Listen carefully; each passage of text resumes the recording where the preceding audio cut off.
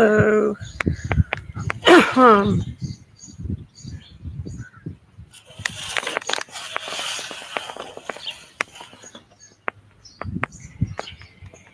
Faceless phone.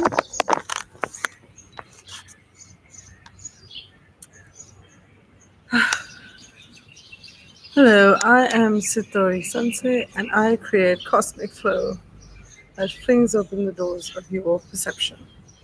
So, this is a video on abandonment, and uh, abandonment is a super important aspect to borderline personality disorder because it impacts the person who has this, their close relationships, their identity formation, their sense of self. And it really relates very closely to self injury, mood swings, self destruction, and anger. Because when people enter into close relationships, this is when self injury gets triggered the most, along with mood swings. And all these kind of combine to create a lot of issues. But for people with BPD and for people who love them, creates a lot of difficulty. It is like very, very painful to have this condition and also to love someone who has this. So I feel like this video is super important. Um, so a personality disorder is defined by it's defined as being a cluster of long-standing ingrained traits in an individual's demeanor. So traits are relatively inflexible, and they result in maladaptive, destructive patterns in behaving, perceiving, and relating to themselves and others. And usually, personality disorders come on during adolescence or teenage years, but they may appear sooner. And the way a BPD person's symptoms, they usually come on during teenage years, but it could be earlier. And usually they reach a climax in their 20s and 30s, and around their 30s and 40s they can sort of taper off, and around 50% of people like no longer meet the criteria for this personality disorder. I believe that invalidation in childhood is a core component of this, along with there could be a lot of factors we don't particularly know because there are a lot of studies that say different things. But invalidation in the form of you having extreme emotions and not having those validated because they can trigger your caretaker into being angry at you, especially if you have extreme reactions to things that others would perceive as not that big a deal, and that can get stressful for the parent.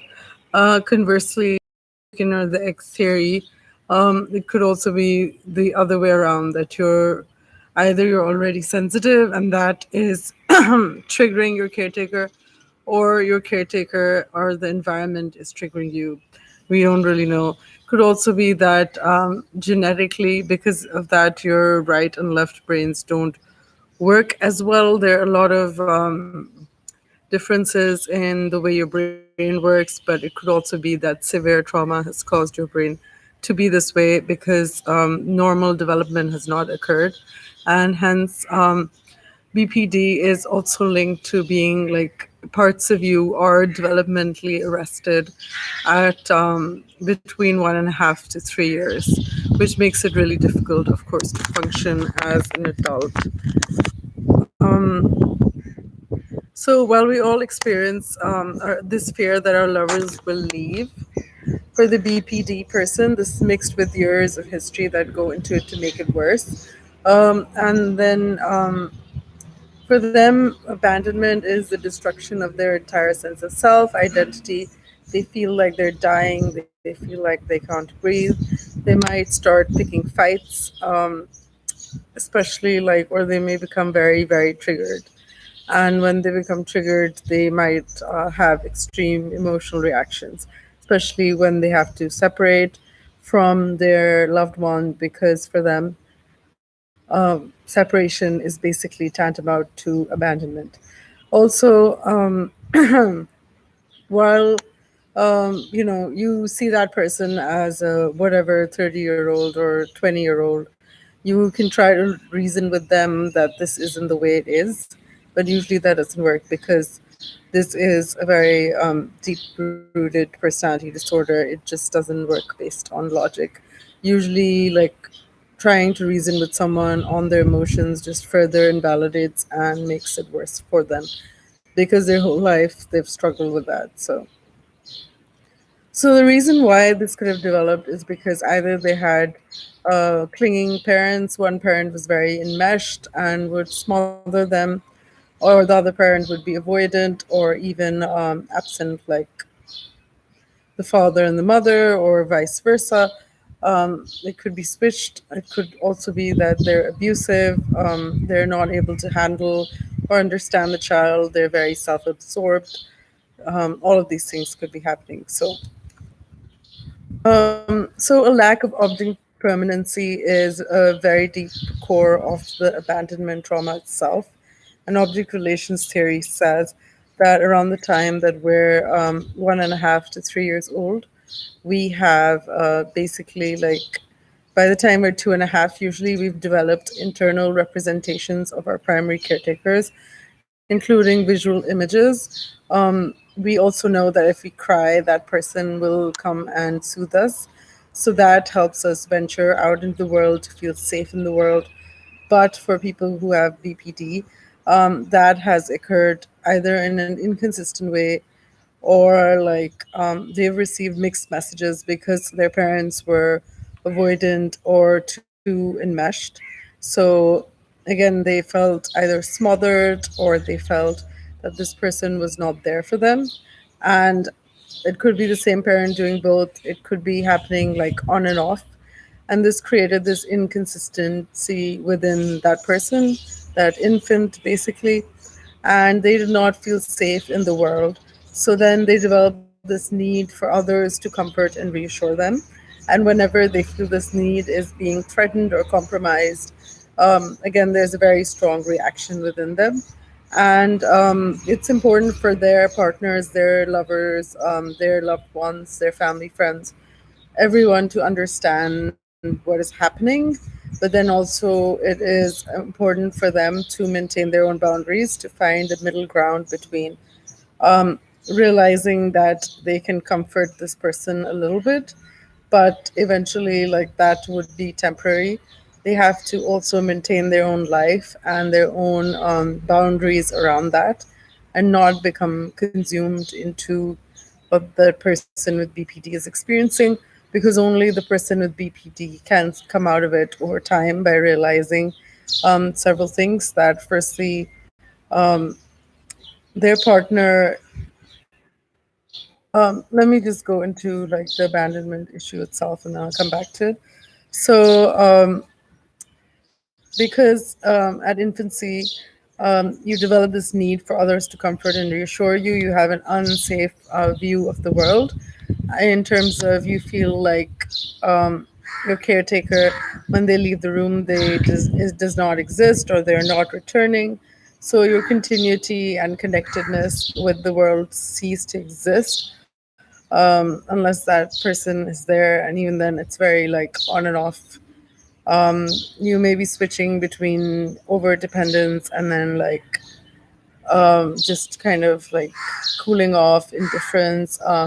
In infants, this shows up as an attachment style that is inconsistent, which means that if your parent is not in the room, you're crying, but when they come into the room, you just kind of ignore them, or you start doing something else. So kids develop these styles at this age. And then that kind of continues usually for the rest of their lives. So solitude is unbearable for this person. And when they feel abandoned, their confidence and sense of reality starts to slip. So self-absorbed parents also create this, along with there are a lot of factors: the environment, whether genetics, whether biological inheritance, So one way that this shows up in abandonment and reducing those fears is that when your partner is leaving for a trip, for instance, like for 2 weeks with his guy friends. So having like notes around the house that sort of remind you, help you maintain that kind of connectedness, to remind you that that person has not abandoned you, that they're still there for you. Also, partners can, people with BPD can cling on to objects that remind them of their partner, which is actually very specific to BPD in itself. Because, like a child clings to their security blanket or their favorite toy, it maintains your connection with your mom.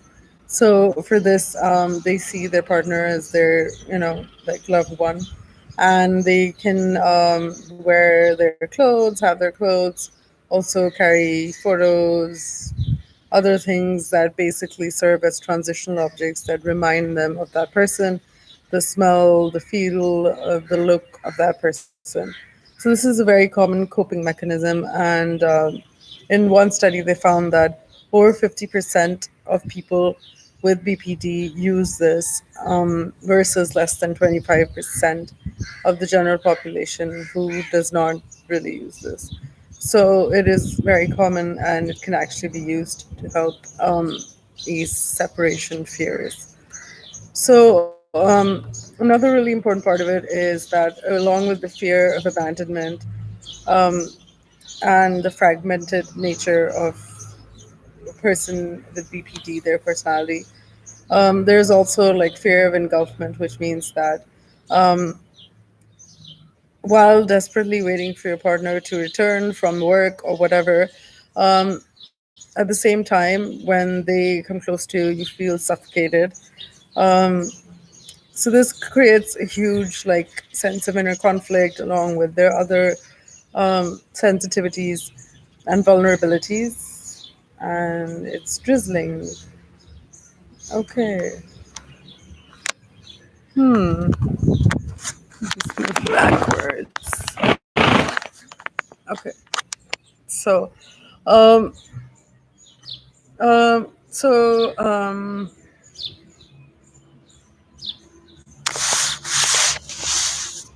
yeah. So they usually fluctuate between approach and avoidance, which means that they feel both of these fears, and this can be even more confusing for them. And this shows up in a variety of different ways. Let's see, my laptop is not getting wet. Um, so, so the fear of engulfment is there, which means that you fear losing your sense of self. It feels like you're being consumed and smothered and suffocated, and it just feels like really uncomfortable. And this kind of you fluctuate between the two, which makes it even more difficult because it's very disconcerting to be this person with BPD or someone who loves them, because it seems very difficult to understand. So, yeah, so your desire to merge with that person, to feel like you matter or you exist, is like contradicted by this fear of losing your individuality that you are trying to find in the first place. So that can be very confusing. Um, and then being alone is very scary for these people. Uh, the more desperately they cling to the relationship, the more vulnerable they become to its loss. And another important factor to mention is that BPD is very misunderstood and underdiagnosed, but the it's estimated to affect 2 to 4% of the population, which is a very conservative estimate. But usually, whether it's overdiagnosed in women, that is also in controversy. But usually, 75% of people with BPD are women versus 25% of men in clinical psychiatric settings. So that's what's been coming up. It could also be because of factors such as women are seen as more emotional or they develop that as a strategy as they go along in life. There could be a variety of reasons for this. Versus that same BPD, I've read studies, has could be perceived as sociopathy or other things in men who are not seen as, being so emotionally volatile. That same emotional volatility can be perceived in different ways because of our social norms and the way we see gender in itself. So, sexual intimacy is, for a lot of people with BPD, a survival instinct, and they become very, very good and natural at it. So they can use it to make friends, they can use it to get rid of loneliness, they can use it when they're feeling empty, to preserve a sense of identity, to feel desirable, to feel wanted. And also because they have extreme attachment needs, high attachment needs. So they like bonding, they like army of crows looking at me. So they like bonding. They want to bond very quickly and intensely, and they may overdo it, and they may sort of say, let's talk for a minute, and go on and on and on because they want to bond so much. So they may also like keep looking for new best friends or the perfect lover, only to be disappointed and then move on to something else. So when they find that their needs cannot be met in the long run, of course, it becomes unsustainable to meet them over time, because it feels like it's insatiable. It feels like you're just like empty. There's like a black hole inside you, and no matter how much you put into it, it cannot be fed, and it feels like really terrible. And to fill that void, people go from one source to another to fill that void, basically. But it just kind of snowballs and makes things worse a lot of the time. So they tend to feel either like really high levels of satisfaction or devastating rejection in these interpersonal relationships, because unstable relationships are one of the key markers of BPD in itself. So switching between the two states is very common, between feeling like terrible or feeling like really, really exhilarated and high off that feeling of bonding, of intimacy, of connection. So, yeah. So often, as a result, their self esteem, because they have developed this way and they kind of have developed other coping mechanisms to hide that or to do it in certain socially acceptable ways, but other times it may show up as delinquency or just breaking the law or just doing impulsive things. But then also, like, for women, also, I feel because society kind of pits them in this, like, sexual image, and it wages war on their bodies and on their sexuality and all of it. And they kind of feel uncomfortable with it, but then it's also like a huge tool, and then they figure out that this can be used to, get attention, and then that becomes a way to satisfy your very core infant almost needs for feeling loved, feeling worthy, feeling deserving, desirable, all of that.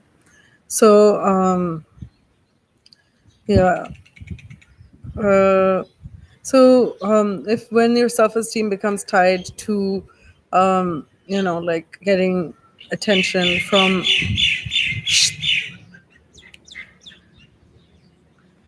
getting this bird that eats other birds' eggs. um so yeah, so self-esteem is directly related to maintaining relationship with a man who finds you attractive, and that basically makes you feel good. And when you don't get that sort of validation or positive sexual attention, your whole world starts to crumble, and then people can start raging, people can start getting very, very frustrated, And it just triggers all your issues one after the other: shame, rejection, sort of feeling disappointed, betrayed, feeling angry, feeling hurt. Just it just goes across the board and can lead to like not great outcomes. So, if feeling that that person makes you feel desirable and that desire makes you feel worthy, because again, it's a way to get attention, which you sort of felt really unsure about your whole life from the time you were an infant to the time you're an adult. So, someone wanting to be with you serves as proof of that. And when you feel like this person is no longer interested, or they're not being as attentive, or they're dissatisfied with you, they're expressing that, that can also just kind of hint at you that they might abandon you, and then you might just try to abandon them, or you might start feeling really, really anxious.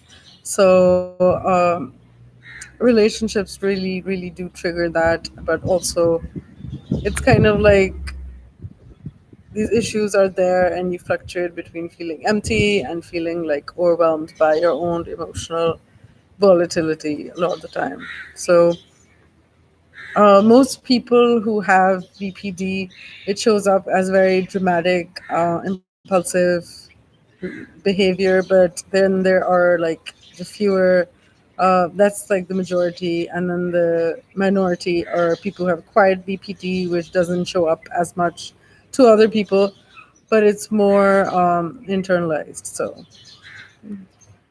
So when your self-esteem is tied to feeling desirable, in the context of that relationship, usually with the opposite gender, but of course it could be with your same gender, whoever you're attracted to.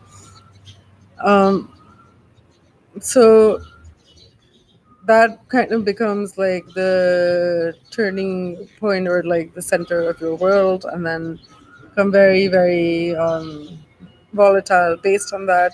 But obviously, this extends to other relationships with friends, with whoever else, like colleagues, co-workers, whoever. But usually, it's more heightened when it involves like very close, loving relationships.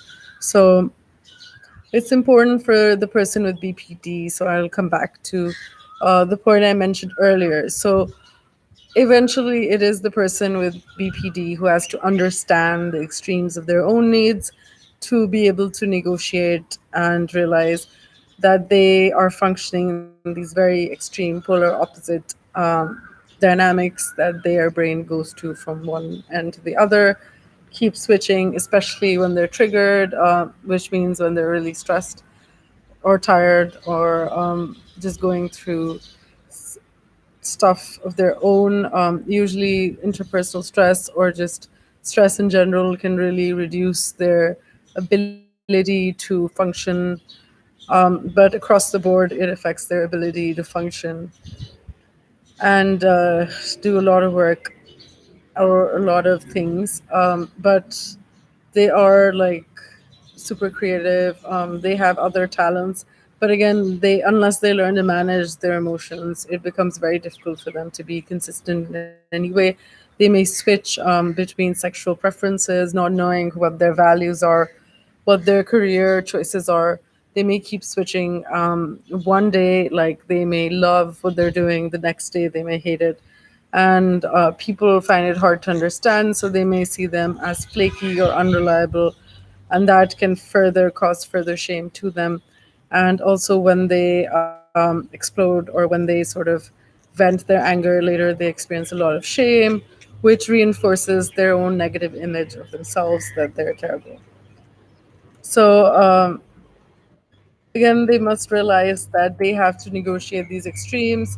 They have to develop a sense of individuality outside of that dynamic by doing things of their own, developing the sense of self, and letting their partner like also experience their sense of self outside of that relationship.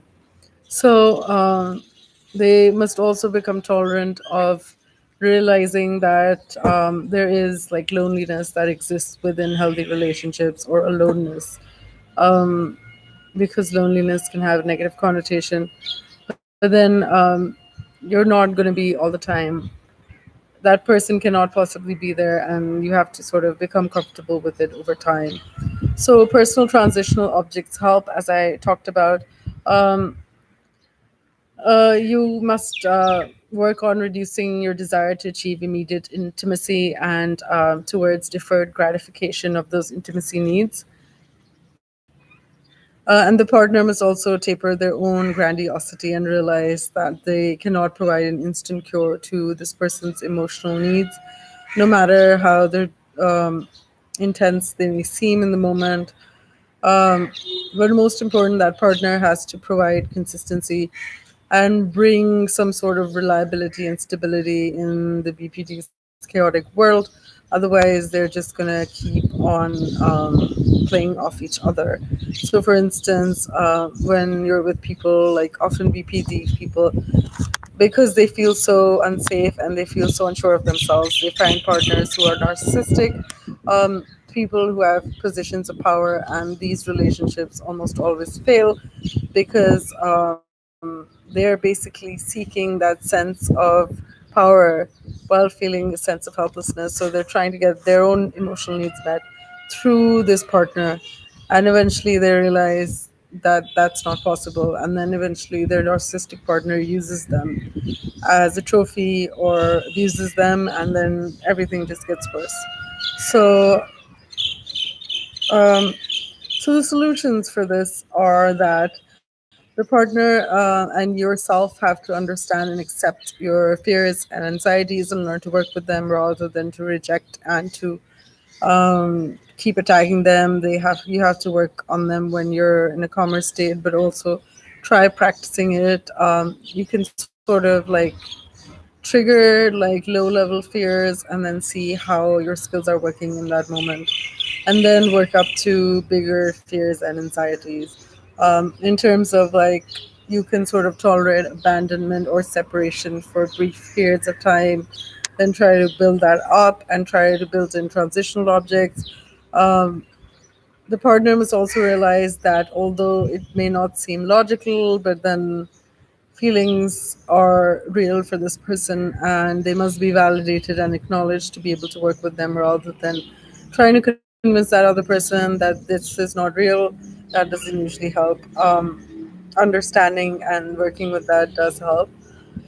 So secondly, both people have to respect their own limits and create boundaries around all areas of their lives, whether it's work, whether it's friendships, whether it's relationships, whether it's their own well-being, whether it's like physical exercise or whatever, like to maintain their own schedules, maintain their own lives, and stick to that.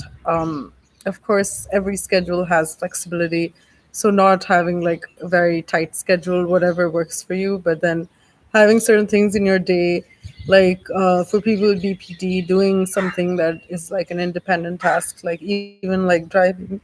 Excuse me. Even driving makes them feel like a sense of control and mastery over their lives, which helps them feel less out of control.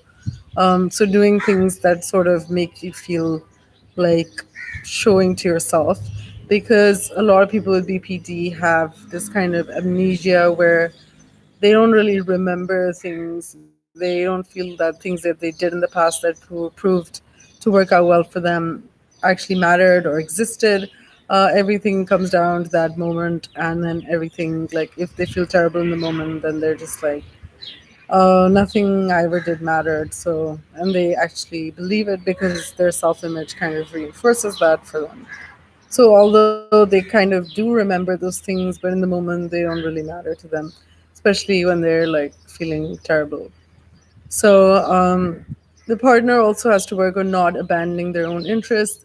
They have to find a middle ground between their own needs and the partner's and stick to that middle ground, as the person with BPD has to realize where their own needs are and to create sort of like boundary between asking, demanding too much, and also not resenting that person for being there too much. which is the other side of the coin, resenting them for being too present, which can be seen as control, which can really set them off because it feels like engulfment and then they feel rage at that too. So it's important to communicate and keep working on it. So the third thing is validate each other's, but also work, understand your emotions and fears whenever possible, and develop tools for that. Don't overdo or underdo this. The partner has to realize that they are not responsible for fixing her invalidation fears. She primarily is. But then again, validating that person in terms of whenever possible, whenever you actually do agree with them, to sort of tell them, oh, I think you're right about this, whatever that may be, but for this thing, I don't agree with this part. So just realizing their ideas, emotions, feelings, or just whatever they're saying, trying to understand and mirror that back to them if you agree with a certain part or you don't. Just like letting them know that you hear them is really important for them to not feel triggered. Of course, that's not possible all the time, but you have to sort of make a little effort, but then realize that you can't fix the fear completely. You can't be compulsive about trying to fix it. So don't try to. So the fourth thing is, don't try to play their doctor or psychiatrist, especially when they're triggered. Because for instance, if you say, do you take your meds today, in the middle of an argument, or if you say that, oh, you're projecting onto me, or you're raging, or you're doing this, that can make them feel more angry. That can make them feel controlled and increase the defensiveness, and also make them feel like you're saying they're crazy, which can make them sort of cut off and go off, or just like not be amenable to listening to what you're saying. So the fifth thing is, so prepare your partner for separation if you're about to leave. And you tell them, like, in 2 months I'm going on a trip, in 2 weeks I'm going on a trip. Don't wait till the last night to tell them that, okay, I'm leaving in the morning, I have my bags packed, because that's just going to make it worse, even if they kind of know, because they kind of hope internally that this is not what's going to happen. So the hope is that if it hasn't happened yet, maybe they won't leave. Subconsciously, that's what they're hoping. And that just really sets them off and creates a lot of tension for them. A lot of people become hospitalized. A lot of people become like really desperate. They try to locate their partners. They may experience like really negative emotions because of that. So one way is to remind them a few times before that, okay, I'm going to leave, and instead suggest something that is going to make them feel good, that they you both enjoy doing together, a night or two before. So you kind of like create this like mutual activity that you do together that you both enjoy. And that kind of like, it could be a dinner, it could be whatever you guys do together, that makes them feel bonded to you. And it helps if it's some sort of activity that that is perhaps physical, or just like that kind of feeds their soul. I would say more than a dinner or something that feels meaningful to them. So the sixth thing is using transitional objects like clothes, photos, to ease pain of separation, leaving notes. That works. And then the seventh thing is to work on compromising and stick to that, because inconsistent, like doing one thing at one time, like trying to ease separation, and another time completely forgetting about this, is just going to make things worse in the long run. And these people with BPD can become like, they start pleading, they can create later conflicts related to this. So this is what I have for this video. I feel it's really important, people with BPD, to learn to manage and work and understand and not hate themselves for it. It can be very frustrating when you're like an adult and you feel like you have to deal with fears that a 2 year old child would usually have to deal with. So it can really make them feel very, very small. It can be very painful, excruciating for them. So patience goes a long way, and I know it's easier said than done, but just realize that, there are good times, there are bad, so you have to kind of work with them through it, and they have to do most of the work, but then again, you have to understand what's happening to be able to be on the same page. Otherwise, you're just going to keep on going around and around in the same circles. So, yeah, that's it. That's what I have.